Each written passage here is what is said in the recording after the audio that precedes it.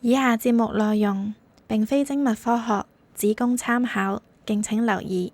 咁其實咧，有好多女仔咧都有做主播嘅。咁我今次咧就要分享一個都係做主播嘅朋友嘅一個親身經歷嚟嘅。件事咧就發生喺呢個主播朋友身上咧，都有3-4年前㗎啦。每隔2至3個月，甚至有陣時1個月咧就要飛過韓國一次。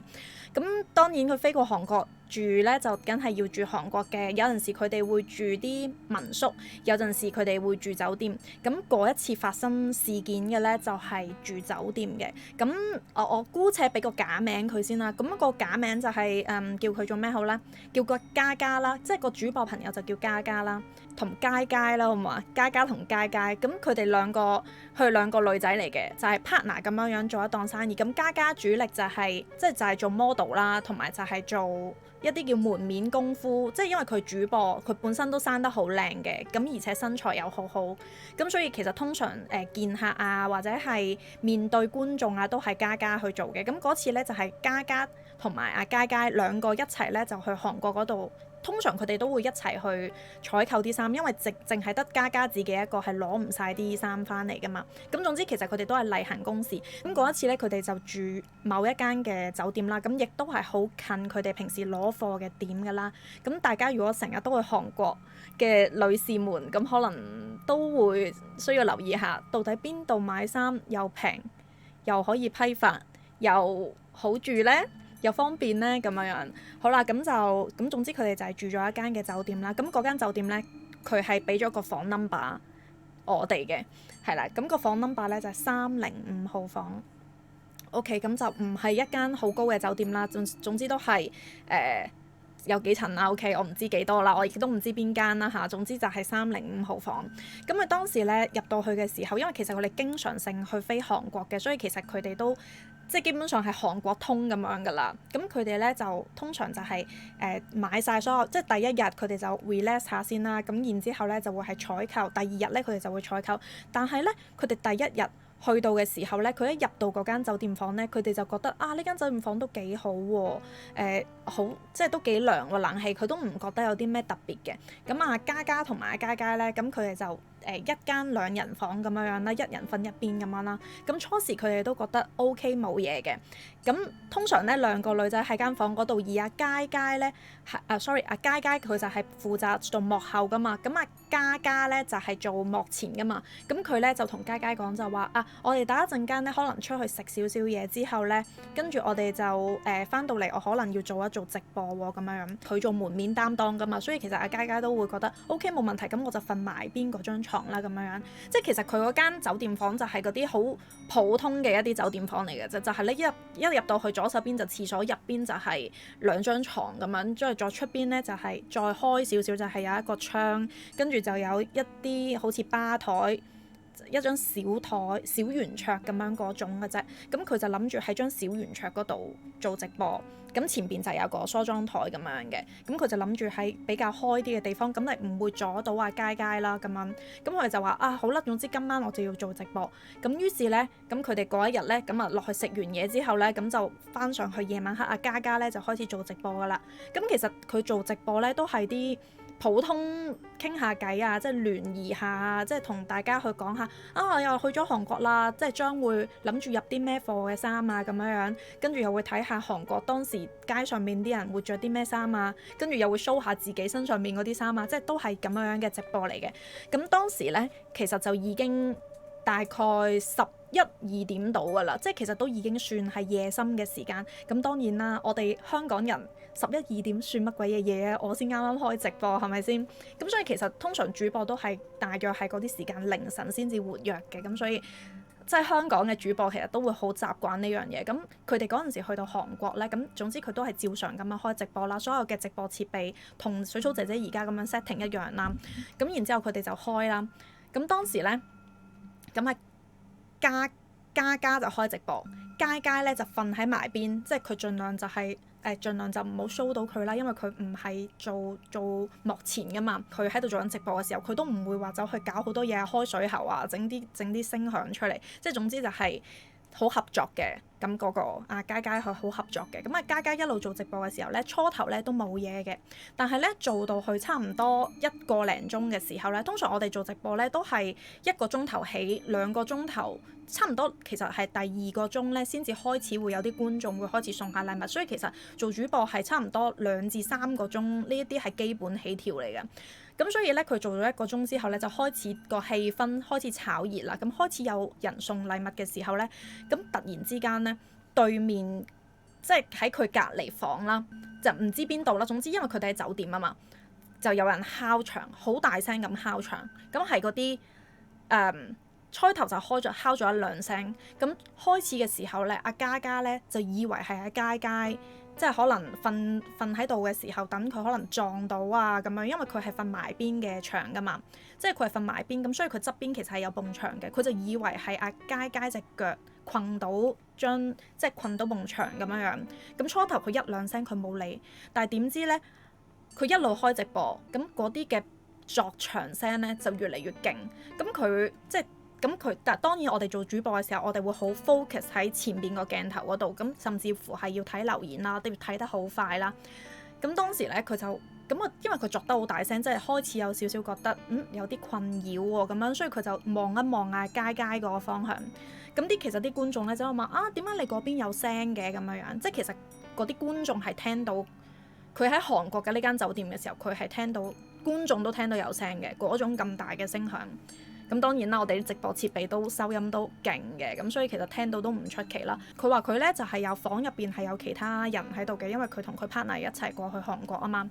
咁所以佢就話總之其實唔使擔心我間酒店房入邊其實仲有另一個 partner 喺度嘅，所以可能係佢撞到啲嘢或者跌咗啲嘢咁樣樣啦。咁所以佢就即係以為係咁樣樣，咁所以佢就望一望側邊，咁啊見到佢個 partner 咧係坐咗起身咯。即係坐咗起身，跟住然之後就同佢做咗即係咁樣樣，我冇啊，冇喐啊咁樣，互相兩眼對望咗，因為其實係2個女仔嚟嘅，咁佢哋就意識到死啦，咁其實會唔會係即係附近酒店房可能覺得佢哋開直播太大聲呢？咁所以先至即係可能有啲敲牆嘅聲音咁樣呢？可能係出邊房敲入嚟，而佢係戴住耳機所有嘢，所以其實佢就唔知道。即係，但係其實原來佳佳係一直都聽到呢個聲嘅。即係當然，因為佢冇戴耳機啊嘛。佳佳坐喺度，佢係冇戴耳機，嘉嘉先至係做直播嗰個。咁佢就放低個耳機就話：你係咪聽到啊？大家都聽到，直播嗰度都聽到喎。咁然之後佢話：咁可能係我哋太嘈啦。咁不如你同啲觀眾講講，跟住就下播啦咁樣樣。咁當然啦，因為做主播嘅時候，你2個鐘頭開始炒熱咗氣氛，咁開始人送禮物嘅時候就點即係唔係咁想會放低嘅，老實講。咁於是佢就話堅持多一陣，睇下點先咁樣。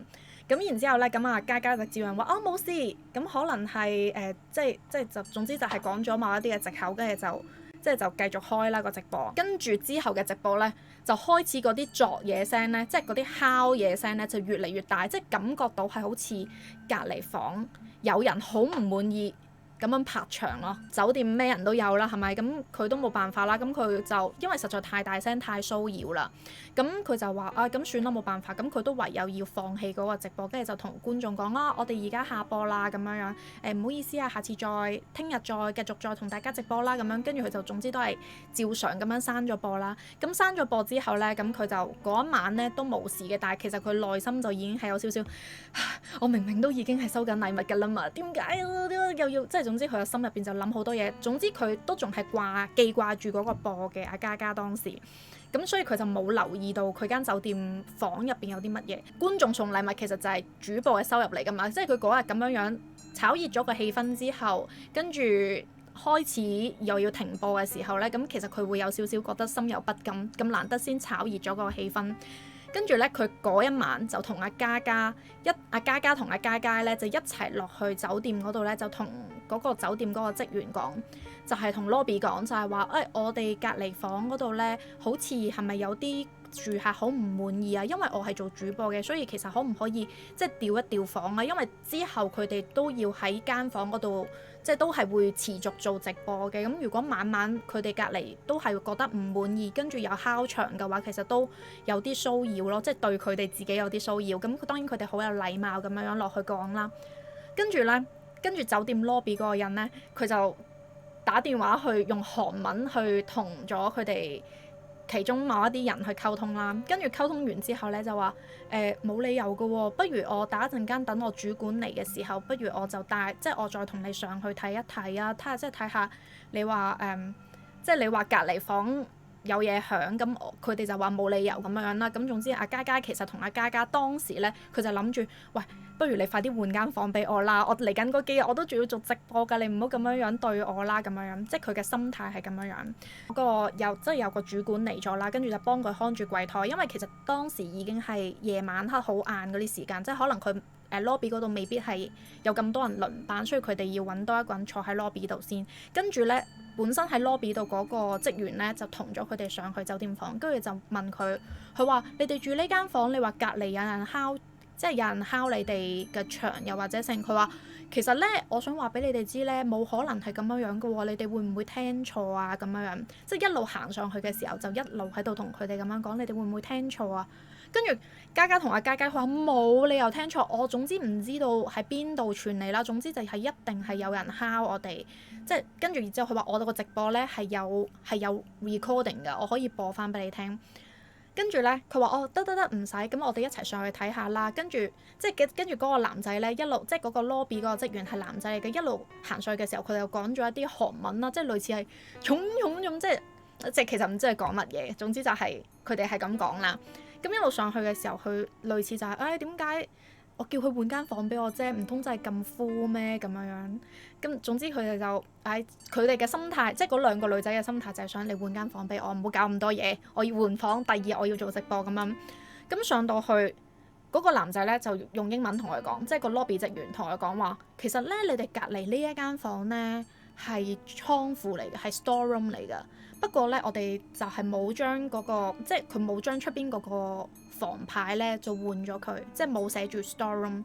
咁你隔離咧就已經係即係後樓梯嗰啲嚟㗎，所以其實唔會有人㗎。佢話你覺得係邊一邊傳過嚟嘅聲啊？酒店職員就話你唔信唔緊要，跟住佢係攞咗鎖匙開門俾佢睇，開門俾佢睇，入邊真係一間好似酒店房咁，但係熄晒燈，同埋係擺咗一啲酒店嗰啲用具嘅嗰啲 store room 咯。跟住佢哋兩個係呆咗，跟住然之後佢就哦咁冇嘢啦。跟住之後佢翻房，跟住開始嗰一晚佢兩個先至驚咯。跟住就話死啦，咁到底嗰啲敲牆聲喺邊度傳嚟㗎？唔喺隔離房，咁即係我哋自己房啦。跟住阿嘉嘉咧就話其實你一路戴住耳機開直播嘅時候，佢一直都聽到，但係佢都覺得係喺隔離傳嚟咯。跟住佢就話咁算啦，唔好理啦咁樣。咁嗰一晚咧，佢哋就照常咁樣瞓覺啦。咁你第二日又照常出去採購啦。咁連續嗰幾日咧，咁阿嘉嘉都係照樣開直播，因為通常主播要做 keep 住去做嘅話，其實佢哋係日日做嘅。咁又係咁上下時間喺度開直播啦。跟住咧之後嗰幾日咧，嗰啲觀眾咧喺酒店嗰度咧就見到嘉嘉同佢一齊做直播嘅時候，佢就喺度話點解你後邊有一陣白色嘅霧嘅咁樣？佢係同嘉嘉咁講。咁當時咧，嘉嘉咧就望住個鏡頭啦。咁佢係完全見唔到，即係鏡頭前邊係佢係見唔到自己側邊係有任何白色影啊，又或者剩。但係啲觀眾咧就係咁話唔係喎，喺你左邊有，唔係喎，喺你右邊有白色影嚟嘅喎。即係跟住就係咁喺度話喺佢左右咁樣。咁但係通常我哋呢啲咁專業嘅主播咧，其實都會遇到一啲嘅觀眾會成日都話你後邊有嘢喐啊，你後邊有影啊，你後邊有黑影啊，有白影啊，後邊有嘢喐啊，有嘢跌啊咁樣。即係其實成日都會遇到噶。即係我哋專業主播其實就即係會即係對觀眾所講嘅嘢係會有啲即係有啲保留嘅，唔會完全相信咯。咁但係當幾個觀眾都係咁講嘅時候，佢就覺得唉，點解會咁嘅咧？咁再加上佢哋人在異鄉啊嘛，即係話晒佢哋都喺韓國一個唔熟悉嘅酒店啦。咁佢哋都開始有啲驚。咁結果咧，佢哋又係好急咁樣下播啦。不過好彩佢哋係有兩個女仔，所以佢哋都唔係話太驚。咁但係跟住之後咧，到咗最後一日啦，因為佢哋通常咧去採購都係3至4日嗰啲短期韓國 trip 咧。即係我哋啲港女最中意去韓國整啲嘢，3至4日搞掂 OK。咁總之就係咁，到最後一日啦。到最後一日嘅時候咧，佢哋照樣喺度瞓覺啦。咁其實佢哋嗰個播咧，即係已經係自從有觀眾每一日都喺度話佢有白影之後咧，其實佢哋都已經個心會覺得一係就係觀眾玩嘢，一係就真係有。咁但係佢哋都唔諗咁多。但係咧喺最後一晚，嘉嘉就係俾一啲嘢突然之間好似擲住咗佢，因為嘉嘉咧佢係習慣都係打側身瞓，咁佢就係面對住佳佳，因為佢哋兩張床，大家喺度幻想下兩張床咁樣啦，咁佢互相望住對方咁樣瞓嘅，大家一齊打側身。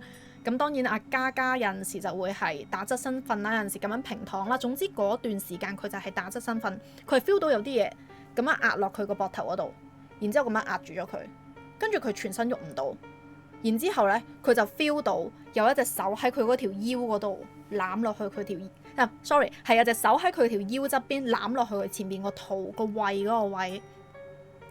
跟住咧，但係佢係完全喐唔到，佢想嗌出嚟又嗌唔到。但係嗰陣時佢哋已經係最後一晚要瞓覺，跟住佢嘗試想喐下啦，跟住佢就喺度諗，會唔會係因為攞課太攰，跟住又開直播，所以精神壓力大，個腦傳遞唔到啲信息落去啲手腳嗰度，所以就係形成俾鬼責嘅嗰種麻痹症狀咧。即係佢好直接地咁樣諗啦，但係佢係 feel 到真係佢真係感受到係有隻手係喺佢條腰嗰度摸落去佢個胃前邊嘅，跟住類似係有少少箍實佢攬嗰隻。咁然之後咧，咁總之佢都係其實都驚㗎啦當時。咁佢就嘗試真係想喐啦，跟住咧佢咁啱咧，但係佢又講唔到嘢喎，嗌唔到出嚟。跟住佢咧就見到佳佳咧就轉身。佳佳轉身咧，佢咧就係懵懵鬆鬆，即係嚟望住我隻眼。佢係懵懵鬆鬆擰過嚟，然之後咁樣擘開咗少少眼，然之後就咁樣瞓翻埋。跟住因為佢哋第二日咧就要飛㗎啦，即係照翻香港。咁所以其實佢哋就 set 咗11點鐘鬧鐘。咁當時其實嘉嘉俾人攬嘅時候咧，佢係唔知道幾多點嘅。咁但係因為佢喐唔到啊嘛，咁佢嘗試就係諗住叫，即係如果佢對面嗰個人，即係佳佳佢係喐到嘅話，佢諗住叫醒佢。跟住但係佢見到佢擘大眼，跟住又好似冇嘢咁樣瞓翻嘅時候，佢就覺得絕望啦，算啦，我都係俾嘢砸到醒為止啦咁樣。跟住然之後咧，隔咗唔知幾耐啦，總之就係鬧鐘響啦，鬧鐘響跟住彈起身啦。sorry 係彈起身嗰個係佳佳，即係瞓埋邊嗰個唔出鏡嗰個。咁佳佳咧彈起身咧就戳醒嘉嘉啦。跟住咧嘉嘉咧先至慢慢坐起身，同佢講：快啲走啦，快啲走啊！我成晚都冇瞓。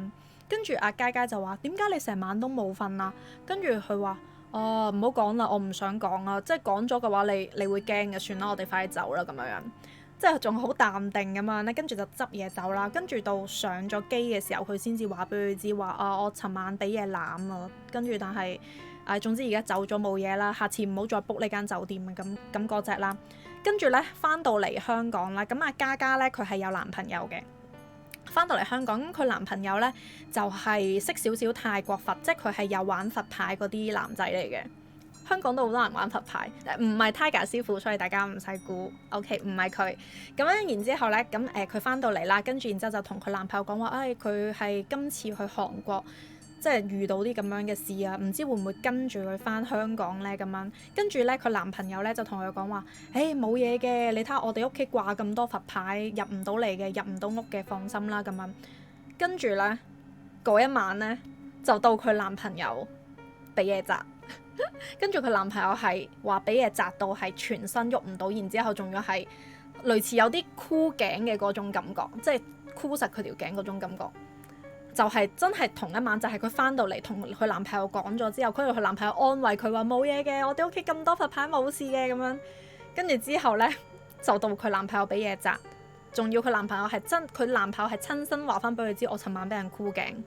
跟住咧，嘉嘉就話：算啦，即係因為你嘅女朋友我美貌如花，因此可能喺韓國都跟咗我翻嚟咁樣咯。跟住之後咧，佢男朋友咧，我唔知係呷醋定乜嘢啦，好懶咁樣講咗句：咁可能佢真係好愛你咧咁樣。跟住之後，嘉嘉就會覺得點解可以講埋啲咁嘅嘢㗎？咁後尾咧呢單嘢咧，佢哋就揾咗，後尾好似揾咗個泰國師傅，跟住就處理咗咯。係因為佢男朋友識啲泰國佛啊嗰啲咁樣，跟住就處理咗件事咯。其實就好似就係話應該喺韓國嘅時候，唔知係去夜街定係乜嘢啦，又或者係根本喺嗰間酒店房就惹到，總之係惹到啦。跟住嗰個靈體類似就係見到嘉嘉覺得啊好合眼緣、好靚啊咁樣，跟住所以就跟住咗佢。不過可能都應該有啲緣分咯，但係其實又唔係話有啲咩惡意嘅，純粹就係佢話點解會對佢男朋友少少做啲鏈頸啊，即係令到佢覺得好辛苦嘅動作，係因為佢男朋友類似好囂張咁話唔使驚咯，我哋有泰國佛幫手，佢哋入唔到嚟嘅咁樣，即係嗰個靈體就係類似就係有啲啊你咁囂張啊啦，你都唔安慰你女朋友嘅咁樣，然之後佢就係即係類似係有少少惡作劇咁樣咯。